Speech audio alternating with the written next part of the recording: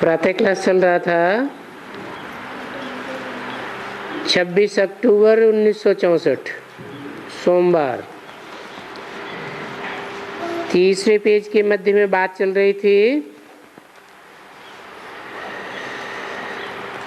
बाप कहते रहते हैं कि बच्चे, अभी देह सहित जो भी तुम्हारे संबंध हैं,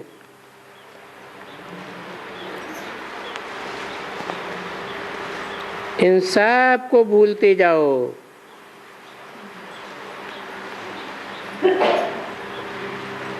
ये देह के संबंध देह के साथ है ना, और देह तुम्हारी पुरानी है, तमो प्रधान पुराने तत्व 5 तत्वों की। तो इस देह सहित जो भी संबंध हैं, गुरु हैं, गुसाई हैं, काका हैं, मामा, चाचा, माँ बाप, पति, इन सब को भूलते जाओ। भूलते जाओ माना धीरे धीरे भूलने की प्रैक्टिस करते जाओ और मेरे साथ योग लगाते रहो। क्योंकि भक्ति मार्ग में तुम कहते आए हो, और संग बुद्धि का योग तोड़ हम तुम संग जोड़ेंगे।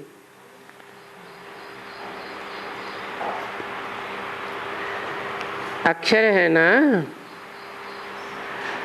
और संग तोड़ तुम संग जोड़ूं। बरोबर ये अक्षर तो है ना। तो हम बाप के बच्चे हैं, और बाप की जो स्थापना स्वर्ग है, उनके हम मालिक बनेंगे। इसलिए क्या करो, एक बाप को याद करो।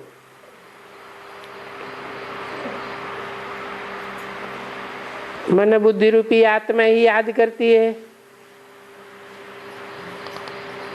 देह तो यहीं खत्म हो जाएगी। देह तो स्वर्ग में नहीं जाएगी। तुम्हारी आत्मा स्वर्ग में जाएगी। तो ये हुई बुद्धि की यात्रा अथवा आत्मा की यात्रा। क्योंकि मन बुद्धि आत्मा में है, धारण सब कुछ आत्मा ही करती है, शरीर कुछ नहीं करता है। क्योंकि आत्मा चैतन्य है, शरीर जड़ है। जड़ शरीर में आत्मा पड़ती है तो चैतन्य हो जाता है। आत्मा अगर न प्रवेश करे तो शरीर तो पहले जड़ ही होता है ना। गर्भ बच्चा पहले निर्जीव होता है या चैतन्य होता है? निर्जीव पिंड होता है। बाद में 4-5 महीने के बाद आत्मा प्रवेश करती है। फिर देखो आत्मा निकल जाती है तो शरीर मुर्दा जैसे पड़ा हुआ रहता है। वो तो ब्राह्मणों को पितर वगैरह खिलाती रहती हैं। किसका पितर? अपने बाप का पितर। अभी बाप तो नहीं आते हैं ना, क्योंकि बाप तो शरीर सहित था। उसका शरीर तो जला दिया गया, खत्म हो गया। तो कौन आता है?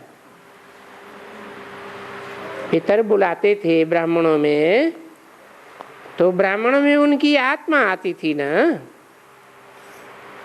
क्या करने आती थी? कहते हैं वो आत्मा वासना ले जाएगी। समझा ना?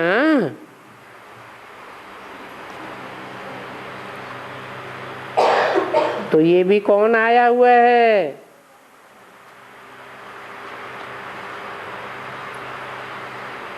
परमधाम से आत्माओं का बाप आत्मा आया हुआ है।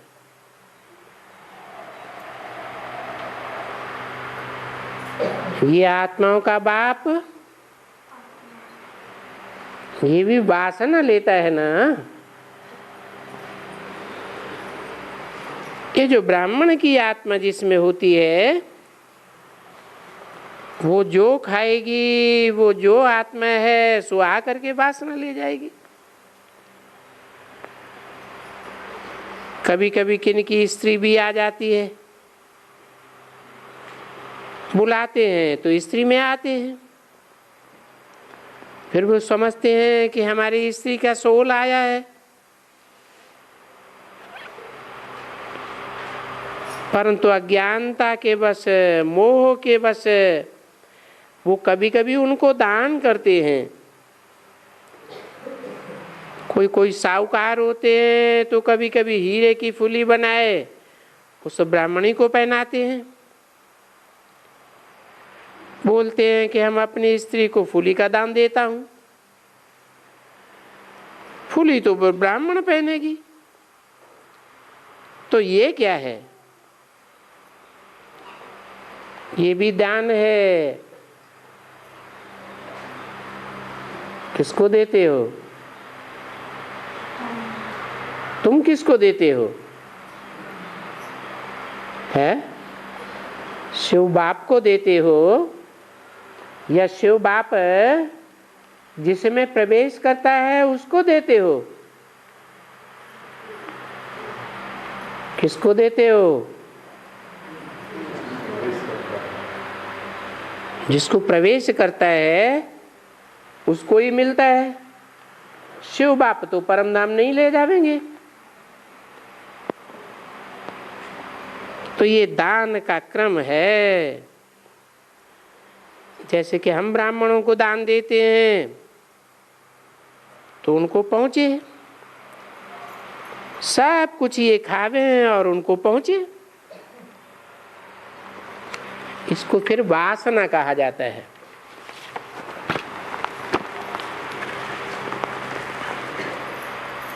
छब्बीस 10-64 की वाणी का चौथा पेज। तो बाप बैठ करके ये राज समझाते हैं कि ब्राह्मण खिलाने का ये कायदा भी भारत में है।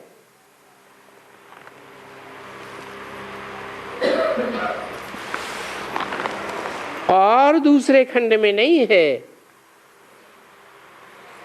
क्यों? दूसरे खंड में ये कायदा क्यों नहीं चला आता? क्योंकि ये बाप ही पहले पहले भारत खंड में आते हैं और ये कायदा शुरू करते हैं।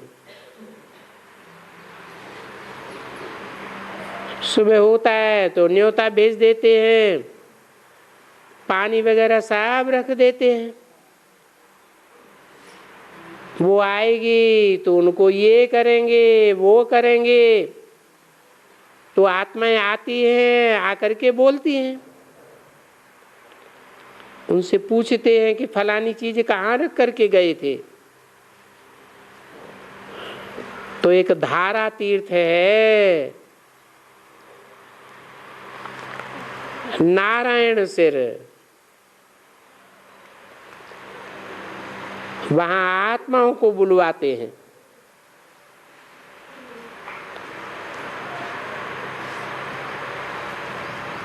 अभी वो रस्म रिवाज कम हो गया है, क्योंकि ब्राह्मणों में ताकत नहीं रही है। तो जो रस्म रिवाज इस संगम युग में बाप ने आकर के शुरू की थी, किसमें आए थे?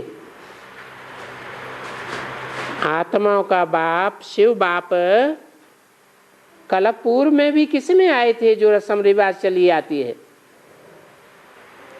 नारायण की आत्मा में। तो यादगार वो धारा तीर्थ बना हुआ है नारायण सिर।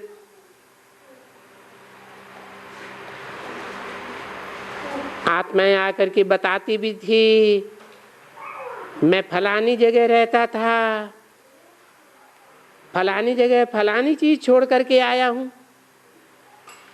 ऐसे भी होता था, क्योंकि छोटा बच्चा तो बोल न सके, इसलिए आत्माओं को बड़े ब्राह्मण और ब्राह्मणी में बुलाते। ये बाबा नारायण सिर से होकर आया हुआ है।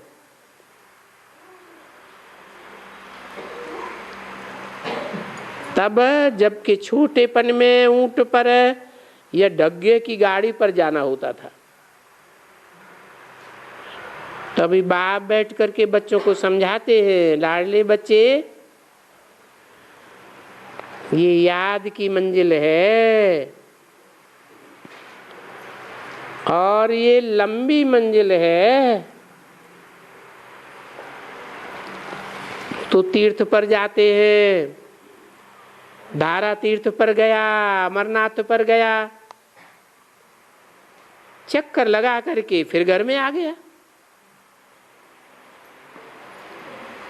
हाँ, ये जरूर है कि जब कोई तीर्थ पर आते जाते हैं तो वो उस समय विकार में नहीं जाते हैं। ये एक बड़ा ला है, कायदा है। भले क्रोध वगैरह कुछ भी हो जाए, लोभ हो जाए, कुछ भी हो जावे, पर काम की बात जहां तक है पवित्र जरूर रहेंगे। कि हम तीर्थ पर जाते हैं इसलिए पवित्र जरूर रहेंगे। अच्छा, फिर जब घर में आते हैं तो फिर वो अपवित्र बन जाते। देखो, अभी तक भी पवित्रता की कितनी महिमा है।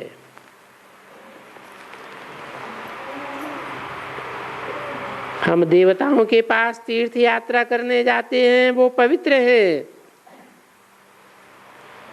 तो हमको भी पवित्र जरूर रहना है। सारी बात पवित्रता के ऊपर है। दुनिया के सारे काम पवित्रता से होते हैं। बाप कहते हैं, तुम जो आत्माएं शरीर में हो, अभी तुम तो पतित हो ना। पतित आत्मा तो पतित शरीर। सोना अगर पतित है तो जेवर भी पतित, क्योंकि सोने को पतित बनाने के लिए 14 कैरेट 9 कैरेट मुलम्मा भी बनाए देते। 1 कैरेट भी नहीं, गिल्ट ही गिलट दे देते हैं, मिक्स कर देते। सोने में चांदी मिक्स करते, तांबा मिक्स करते, पीतल मिक्स करते, और अभी तो देखो 1 कैरेट भी नहीं, सारा ही मुलम्मा। तो उस समय में तो बरोबर झूठी आत्मा है। तो जरूर उनको शरीर भी कैसा मिलेगा, झूठा मिलेगा या सच्चा मिलेगा? झूठा ही शरीर मिलता है। जो भी शरीर में छिद्र है सब से बदबू ही बदबू निकलती है, क्योंकि विकारों की जन्म जन्मांतर की बदबू भरी हुई है। तो झूठा ही झूठा, खाद ही खाद है इनमें। अभी पतित बने हैं तब जबकि इनमें खाद है, बस। तो इस समय में सभी एकदम पतित हैं, शुरू से लेकर के लक्ष्मी नारायण से लेकर के उनकी राजधानी से लेकर के जो भी आत्माएं उनके पीछे पीछे परमधाम से आती गई हैं, जिनके थोड़े जन्म होते हैं, वो सब इस समय में पतित हैं। कब से पतित बनना शुरू हुआ है? अरे कब से? ऐसे नहीं द्वापर से ही पतित बनना शुरू हुआ, नहीं, सतयुग के आदि से ही पतित बनना शुरू हो गया।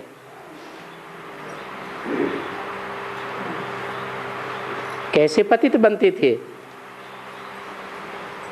हैं? लक्ष्मी नारायण के चित्र में दिखाया है। लक्ष्मी नारायण के नीचे राधा कृष्ण खड़े हैं, एक दूसरे को दृष्टि से देखते हैं। दृष्टि योग से ही संतान पैदा हो जाती है। तो दृष्टि से पतन हुआ ना, तब तो कलाएं कम होती हैं।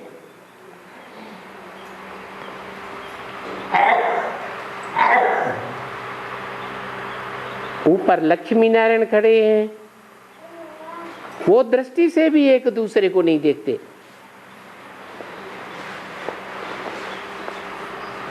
तो वो पतित बनते हैं या पावन ही पावन है?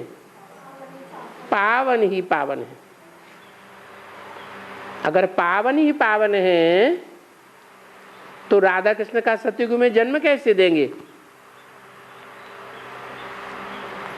है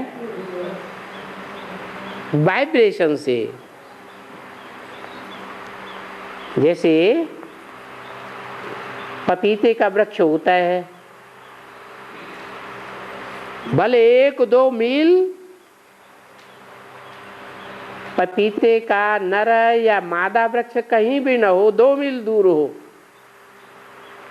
तो वहां से भी पराग खींच लेता है।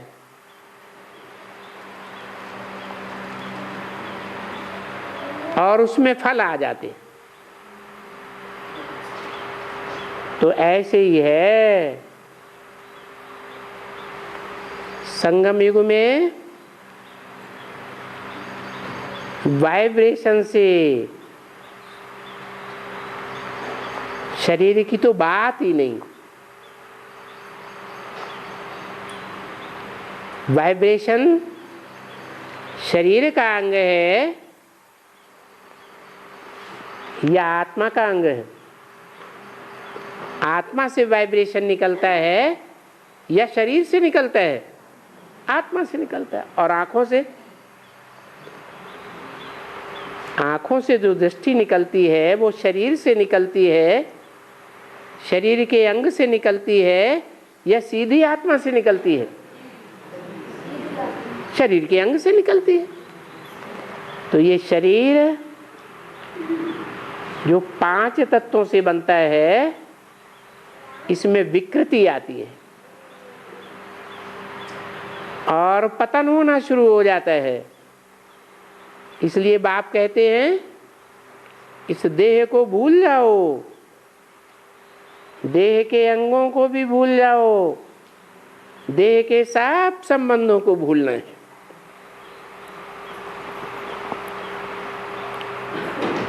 इतने जो सभी पतित हैं दुनिया में, उनको पावन करने एक ही बेहद का बाप आया हुआ है। ये तो बेहद की बात हुई ना। बेहद शांति, बेहद सुख, बरोबर सतयुग में बेहद सुख है, शांति भी है, पवित्रता भी है। इस समय में कलयुग में तीनों नहीं है,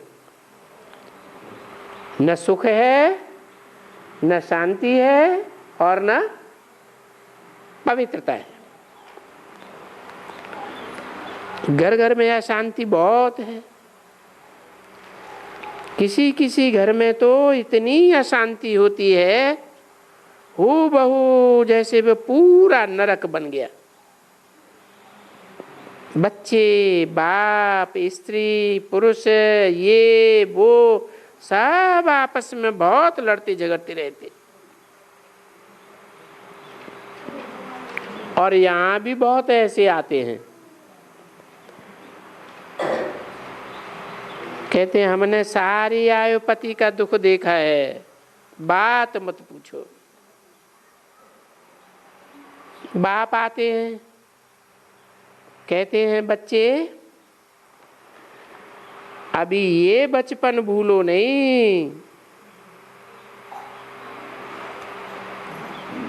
अगर बचपन भूल गए तो वो जो ऊंचे से ऊंचा वर्षा मिलता है वो भूल जाएंगे, क्योंकि सब गुमाए देंगे।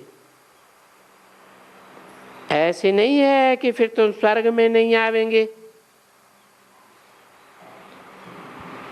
अगर मुझे भुलाए दिया, फारकती दे दी, या साजन समझ करके अपन को सजनी समझ डाइवोर्स दे दिया, तो भी तुम बहुत अधमगति को जा करके पाएंगी।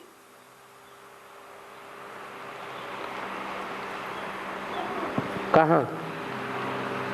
सत्युग त्रेता में? सत्युग त्रेता में नहीं, क्या द्वापर कलयुग में जब जाएंगे, उतरते उतरते आत्मा द्वापर कुल में द्वापर युग में जाएगी ना, तो बहुत अधम गति को पाएंगे, परंतु स्वर्ग में तो जरूर आएंगे।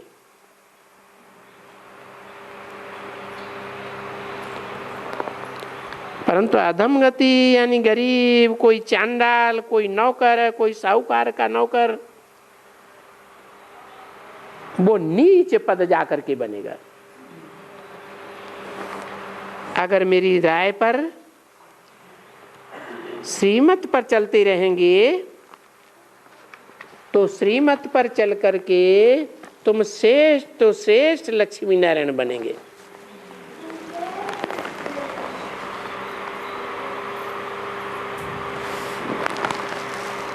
छब्बीस 10-64 की वाणी का 5वां पेज। अभी जरूर कहेंगे ना, सतयुग में सबसे श्रेष्ठ ते श्रेष्ठ कौन बने है? ये लक्ष्मी नारायण बने। वो भी याद है कि बरोबर श्री सीता और राम त्रेता में आते हैं,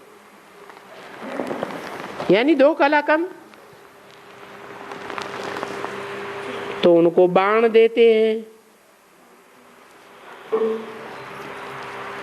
उनको क्षत्रिय पने की निशानी दे दी है।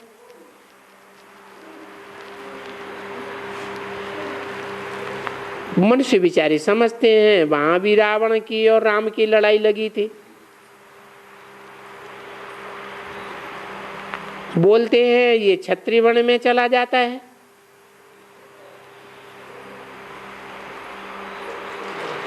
तुम तो अच्छी तरह से जीतते हो, वो देवता वर्ण में आते हैं।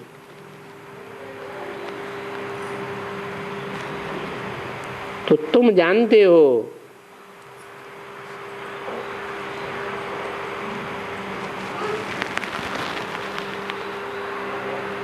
क्या?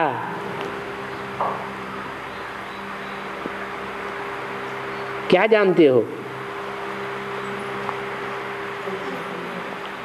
को जो विकारों को अच्छी तरह से जीतते हैं वो देवता वर्ण में आते हैं।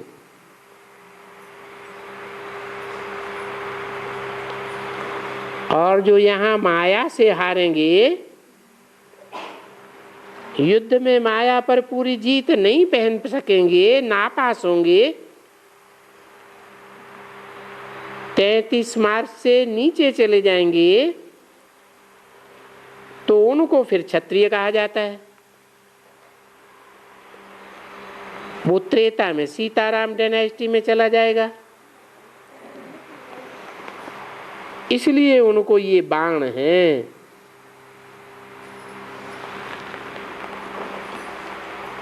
वो स्थूल बाणों की बात नहीं है, ये तो ज्ञान के बाण हैं। जो राम ने रावण से युद्ध किया, बाण मारा, तो कोई स्थूल बाण की बात नहीं है, ये तो ज्ञान बाण की बात है। वो तो शास्त्र में सभी दंत कथाएं है। यहाँ की बात कि जो अच्छी तरह से माया से युद्ध करने का पुरुषार्थ नहीं करेगा, तो नापास होगा। क्योंकि ये स्कूल है, और मार्क्स भी तो है ना, पूरे 100 मार्क्स हैं। 100 तो पूरे होते नहीं, 99 मार्क्स, 98, कोई के 97। तो देखो सूर्यवंशी नंबर 1 जो गद्दी पर बैठेंगे,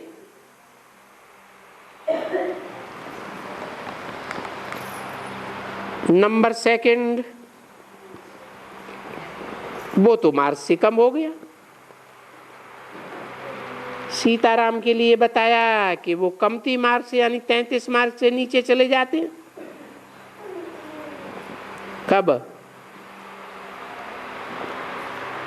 कब चले गए हैं?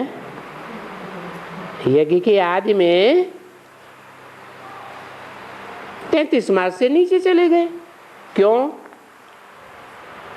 क्योंकि उस समय इतना ज्ञान तो था ही नहीं, और अभी तो तुम बच्चों को पूरा ज्ञान है।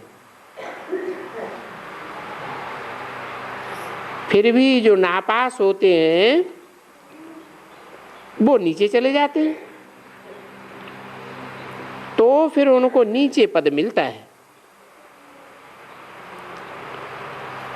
सूर्यवंशी का राज्य पूरा हो तब फिर वो चंद्रवंशी वाले का शुरू हो जावे।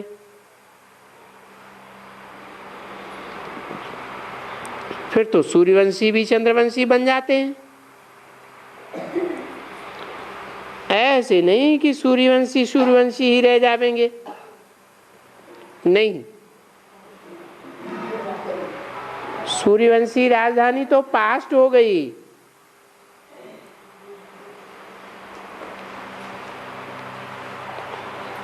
ड्रामा में फिर गई,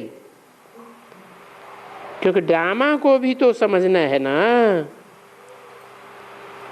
तो देखो ये ड्रामा है। सतयुग पहला सीन, त्रेता ड्रामा का दूसरा सीन। त्रेता को कहेंगे ये सृष्टि जो सतो प्रधान थी, तो सतो सामान्य हो गई, क्योंकि 2 कला की खाद पड़ गई।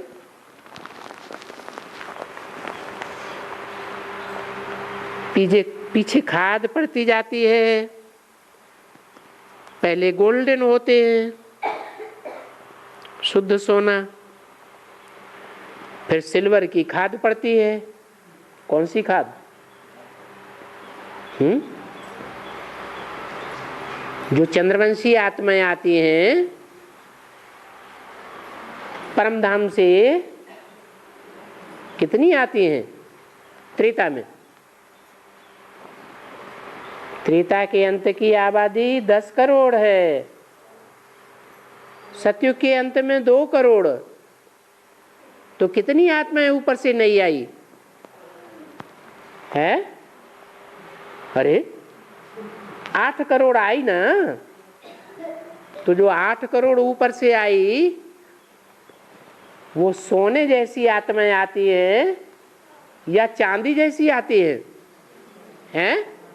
चांदी जैसी आत्माएं उतरती हैं। उनके संग का रंग देव आत्माओं को भी लगता रहता है, तो वो भी नीचे गिर जाती। तो पहले गोल्डन, फिर सिल्वर, फिर कॉपर, पीछे आयरन, ये सभी धातुओं की खाद ड्रामा में पड़ती रहती है। तुम्हारी आत्मा उजियानी हुई है, यानी पत्थर बुद्धि हो पड़े हो, आयरन एज्ड हो पड़े हो। सोना चमक मारता है, मंदिरों में देवताओं की आंखें चमक मारती है ना। और अभी कलयुग में है आंखें क्या कर रही है? आंखें चेहरे में अंदर घुसी जा रही है, जैसे चमक खलास हो गई। तो तुम्हारी आत्मा पत्थर बुद्धि हो पड़ी, आयरन एज्ड हो गई। फिर तुम बच्चों को आकर के हम पारस बुद्धि बनाता हूं। इसलिए बनाता हूं पारसनाथ बनने के लिए। पारसनाथ का अर्थ क्या है? पारस शब्द नहीं है, शब्द है स्पर्श।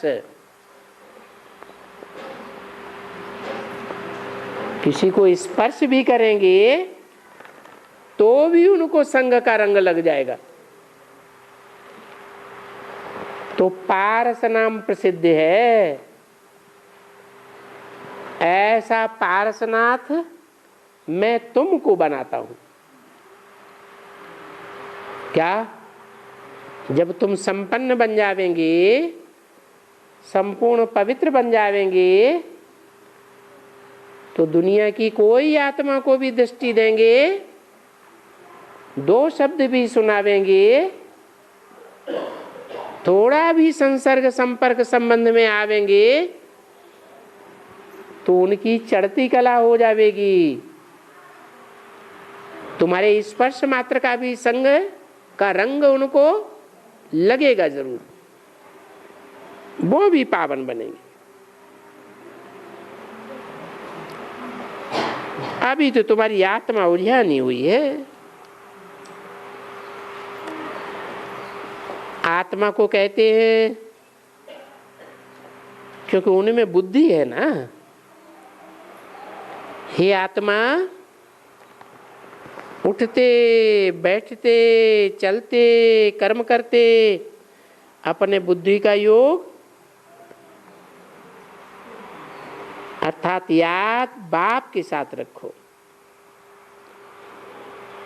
जब कोई को भोग लगाते हैं देवताओं का तो उनको याद करके लगाते हैं ना। तो तुम जब भी कुछ काम करो, जितना हो सके इतना हमारी याद में करो, तो तुमको दूसरे का संग का रंग नहीं लगेगा और तुम्हारा संग दूसरों को लग जाएगा। तो सेफ्टी हो गई ना।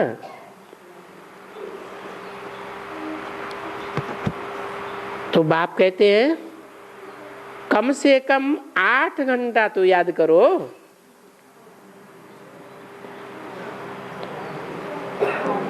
गवर्नमेंट में भी 8 घंटे सर्विस करते हैं ना। ये भी ईश्वरीय गवर्नमेंट है। कितनी याद करेंगे? याद की सेवा कम से कम 8 घंटे तक अपनी याद की प्रैक्टिस बढ़ाओ। बाबा की याद क्यों करो? क्यों बोलते हैं गवर्नमेंट की सर्विस करो? क्योंकि इस याद से तुम्हारे में प्योरिटी बहुत आ जाएगी। किसकी याद से? हैं? बाप की याद से। बाप कैसा है? एवर प्योर है। क्या? दुनिया की और जो आत्माएं हैं वो एवर प्योर नहीं है, लेकिन बाप एवर प्योर है। किस रूप में? बिंदी रूप में एवर प्योर, या परमधाम से जो बिंदी शिव बाप आते हैं, शरीर में प्रवेश करते हैं मुकर्रर रथ में, तब एवर प्योर है? कब एवर प्योर है? अरे शिव बाप आते हैं तो पतित तन में आते हैं या पावन तन में आते हैं? पतित तन में आते हैं। तो जिस पतित तन में आते हैं उसके संग के रंग से पावन बनेंगे या पतित बनेंगे? पावन बनेंगे। लेकिन एक शर्त है, बाबा बोलते हैं जब तुम ब्रह्मा बाबा की गोद में जाते तो पूछते हैं किसकी गोद में आए हो? तो कोई बच्चे कहते हम ब्रह्मा बाबा की गोद में बैठे हैं, कोई कहते हम तो शिव बाबा की गोद में आए हैं। तो जो कहते हैं कि हम शिव बाबा की गोद में आए हैं, उनको किसकी याद है? हैं? शिव बाबा की याद है। और जो कहते हैं हम ब्रह्मा बाबा की गोद में बैठे हैं, उनको देहधारी की याद है या निराकार की याद है? देहधारी की याद है। ये भी याद नहीं है कि निराकार इस साकार में आया हुआ है। वो निराकार एवर प्योर है, परंतु वो एवर प्योरिटी साबित तब होती है जब साकार शरीर में आवे। साकार शरीर में आकर के पुरुषार्थ कराता है। कैसा पुरुषार्थ? पतित से पावन बनने का पुरुषार्थ। तो उस पतित से पावन बनने में भी टाइम लगता है या नहीं लगता है? टाइम लगता है। कितना टाइम बताया? तुम बच्चों को तमो प्रधान से पतित से पावन बनने में, सतो प्रधान बनने में कितना टाइम लगता है? मुरली में बताया 40 से 50 वर्ष लगते हैं। तो ये 40 कब से शुरू हुआ है? कब से शुरू हुआ? 76 से क्यों? 36 से क्यों नहीं है? 36 में ब्रह्मा माँ को पहचाना। शिव बाप के मुकर्रर रथ को किसी ने नहीं पहचाना, ब्रह्मा बाबा ने भी नहीं पहचाना, तो ब्रह्मा कुमार कुमारी कैसे पहचानेंगे? छोटे छोटे बच्चे होते हैं, पहले माँ को पहचानते हैं या बाप को पहचानते हैं? माँ को पहचानते हैं। तो बेसिक ज्ञान में भी ऐसे ही है। जो बेसिक ज्ञान में चलते हैं, छोटे छोटे बच्चे हैं, वो माँ को ही जानते हैं, बाप की पहचान उनको नहीं है। तो बाप जब बच्चे बड़े होते हैं तब बाप उनकी बुद्धि में आता है कि माँ से हमें वर्षा नहीं मिलना है। वर्षा किससे मिलना है? बाप से वर्षा मिलना है। और ये है बेहद का बाप। इस बेहद के बाप से पहले पहले क्या वर्षा मिलता है? धन का, संपत्ति का, मकान का, महल माड़ियों का, कारखानों का क्या वर्षा मिलता है? हैं? ज्ञान का वर्षा मिलता है, पहले पहले ज्ञान मिलता है। तो क्या 36 से ज्ञान नहीं मिला था? है? नहीं मिला था? ज्ञान तो मिला था। क्या? जैसे छोटे बच्चों को ज्ञान मिलता आ, का से कबूतर, खा से खरगोश।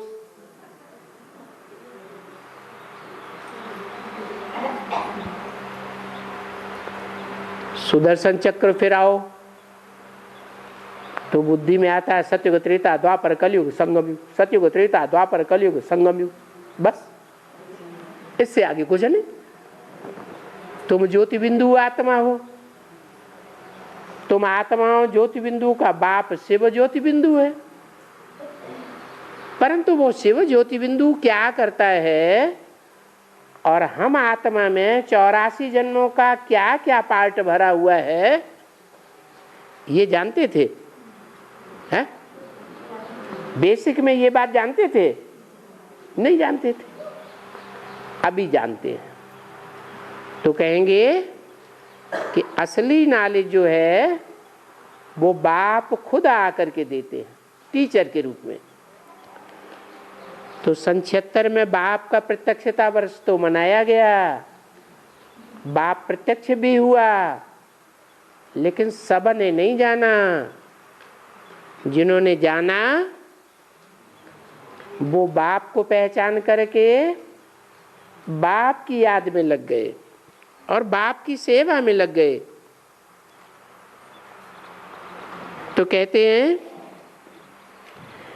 इस बाप की याद से तुम्हारे में बहुत प्योरिटी आवेगी। ये दुनिया सारी प्योर होती जाएगी तुम्हारी संगठित याद से। संगठन में जब तुम याद में बैठेंगे तो सिर्फ तुम्हारी आत्मा ही पवित्र नहीं बनेगी, सारा वाइब्रेशन पवित्र बनता जाएगा। तो तुम जैसे बाबा को इस पति सृष्टि को प्योर बनाने के लिए मदद करते हो। प्योर जो बनेगा वो अपना पद लेगा। बोलते हैं अभी ये तुम्हारी ईश्वरीय गोद है। क्या? कौन बोलते हैं? बाप बोलते हैं अभी ये तुम्हारी ईश्वरीय गोद है। कहां से ईश्वरीय गोद है? हैं? पहले असुरों की गोद में थे। क्या? असुर क्या करते हैं? हैं? सुख देंगे या दुख देंगे? दुख ही देते। तो तुम आसुरी गोद से ईश्वरीय गोद में आए हो। कब? है? कब से आसुरी गोद से ईश्वरीय गोद में आना शुरू किया है? अरे आसुरी गोद में कब तक थे? हैं? सन 76 तक आसुरी गोद में थे। उससे पहले बाप था। अगर था भी तो मां के रूप में था या बाप के रूप में था? माता भगवान का रूप होती है, हैं? ऊंचते ऊंचे होती है कि माता से भी कोई ऊंचते ऊंचे, भगवान से भी ऊंचते ऊंच तो कोई होता नहीं। माता तो भगवती कहेंगे और भगवान, भगवान उससे भी ऊंचा। तो जो ऊंचते ऊंचे है वो ही तुमको मनुष्य से देवता बनाने वाला है। तो अब अगर ईश्वरीय गोद छोड़ फिर आसुरी गोद में गए या आसुरी गोद को याद किया, तो जो तुम्हारी याद है उसमें विकर्म विनाश नहीं होगा, क्योंकि तुम्हारी याद टूट जाएगी। तो अभी तुमको मेहनत है इस बात की कि पिछले जन्मों में 63 जन्मों में तुम आसुरी याद में रहते आए, असुरों के संग में रहते आए।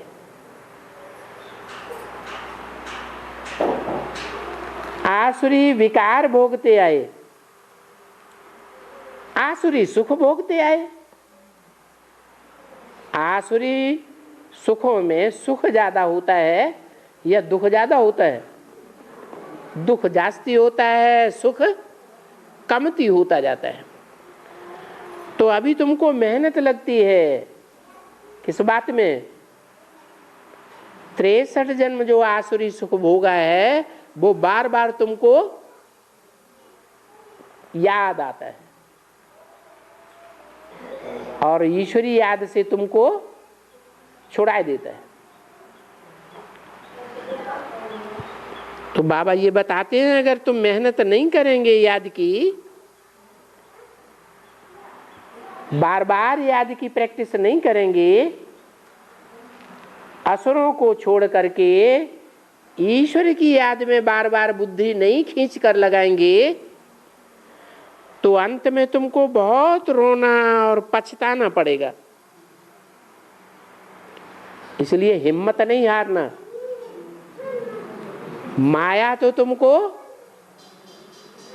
आसुरी संबंधों की बार बार याद खींच करके लगाएगी, लेकिन तुम क्या करना? तुम बार बार ईश्वरी याद में टिकने का अभ्यास करना। जैसे स्कूल में बच्चे होते हैं, बोलते हैं हम अच्छी तरह से पढ़ते हैं तो ऊंचे नंबर में आते,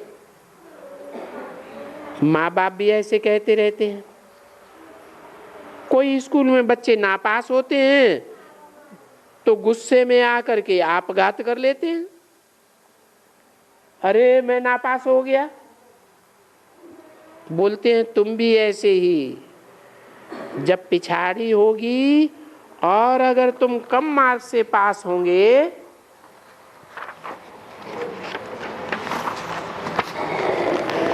तो तुम बहुत रोएंगे, क्योंकि तुमको अनेक जन्मों का साक्षात्कार हो जाएगा कि अनेक जन्मों में हम नीचा पद पाने वाले हैं। कहीं दास दासी बनेंगे, कहीं चांडाल बनेंगे, कहीं 4th क्लास प्रजा में जाएंगे और अभी धर्मराज की सजा भी खाएंगे।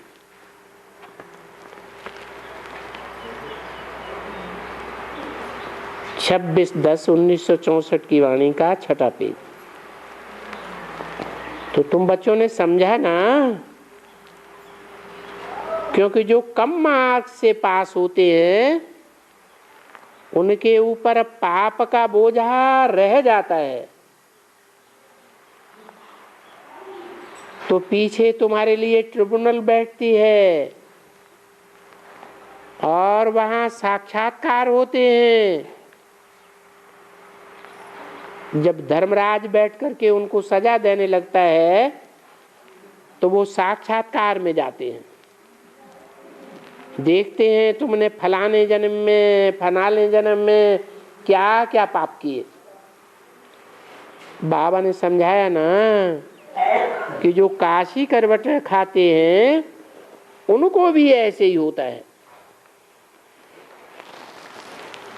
जो पाप किए हैं वो साक्षात्कार होते जाते, सजाएं खाते जाते हैं। तो यहां भी फिर ऐसे ही है, साक्षात्कार होते जाएंगे। जो जो पाप किए हैं वो भी साक्षात्कार होते जाएंगे और फिर उन पापों के बदले में जो पद नीचा बनेगा वो भी पता लगता जाएगा। पहले पहले साक्षात्कार कराएंगे और धर्मराज कहेगा कि देखो, क्या कौन कहेगा? धर्मराज कहेगा कि देखो ये बाप बैठा हुआ है। क्या धर्मराज कौन हुआ है? और बाप कौन हुआ? वो धर्मराज बाप की तरफ इशारा करेगा, देखो ये बाप बैठा हुआ है। ये बाप तुमको इस तन द्वारा पढ़ाता था।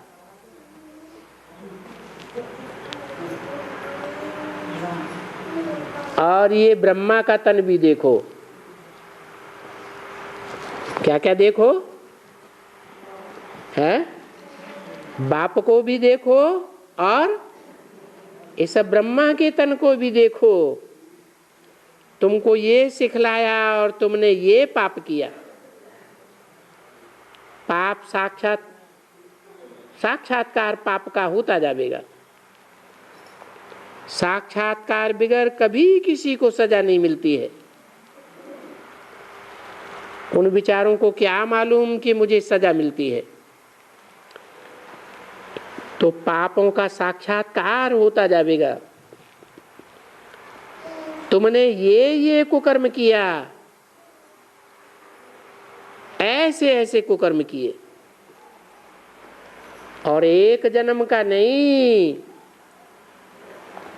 जन्म जन्मांतर में जो भी पाप किए उनका साक्षात्कार करते जाएंगे।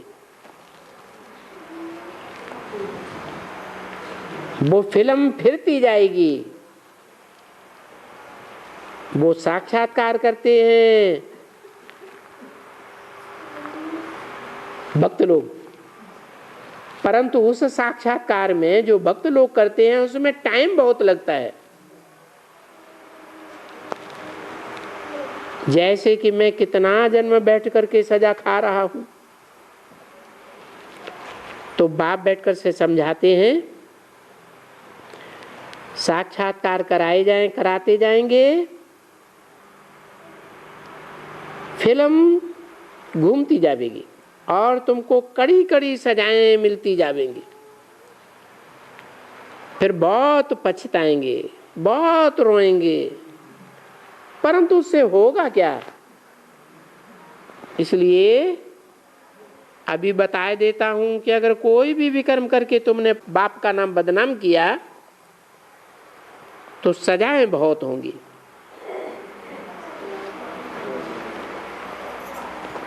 बाप का नाम बदनाम कर रहे हैं ना, है? ऐसे ऐसे उल्टे कर्म करते हैं कि दूसरों को भी महापापी की लिस्ट में डाल देते हैं। क्योंकि मैं जो खुद आता हूं पढ़ाने के लिए, तो ऐसे थोड़े ही है। ये तो कहते हैं कि बच्चे मुझे अपने सदगुरु के निंदक नहीं बनना, नहीं तो सजाएं भी खाएंगे और पद भी भ्रष्ट हो जाएगा। परंतु भक्ति मार्ग में ये बात उन लौकिक गुरुओं ने ले ली है। क्या? सदगुरु निंदक ठौर न पावे। वो अपन को सदगुरु समझ के बैठ गए। अरे कौन सी ठौर की बात है? हैं? सदगुरु निंदक ठौर न पावे। उन गुरुओं के पास कौन सा ठौर है? वो तो खुद ही अपना घर घाट छोड़ करके जंगल में, कांटों के जंगल में चले जाते। ये तो बाप का ठौर है, सुखधाम और शांति धाम। वो भी बाद में आएगा। यहां तो तुमको इसी जन्म में देखना है कि जो पाप कर्म करेंगे, बाप का नाम बदनाम करेंगे,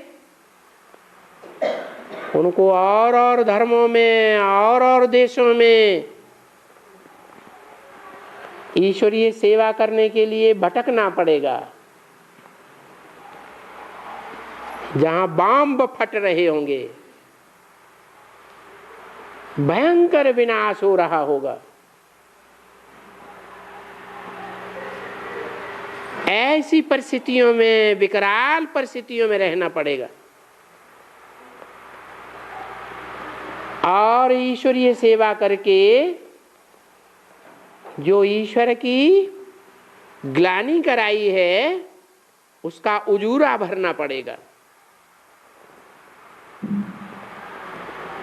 बाकी जो बच्चे श्रीमत पर चलने वाले हैं उनको बाप का ठौर मिलेगा। वो भारत में ही रहेंगे या विदेशों में भटकेंगे, भारत में ही बाप के गले का हार बन करके रहेंगे। तो बोला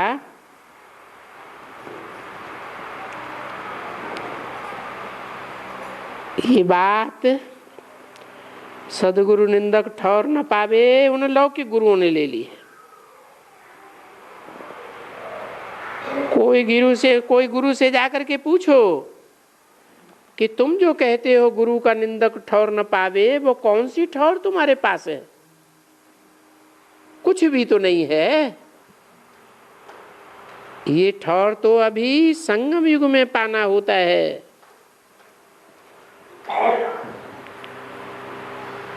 इसको कहा जाता है सदगुरु, सत्य बाप, सत्य टीचर। और ये एक ही है, सत्य बाप भी है, सत्य टीचर भी है, सत्य टीचर के साथ सदगुरु भी है। टीचर यानी सच बताने वाला, ट्रुथ बाप कहते भी है गॉड इज ट्रुथ। तो क्या बताएंगे? सच बताएंगे या झूठ बताएंगे? सच्ची बात बताते हैं। ओम शांति।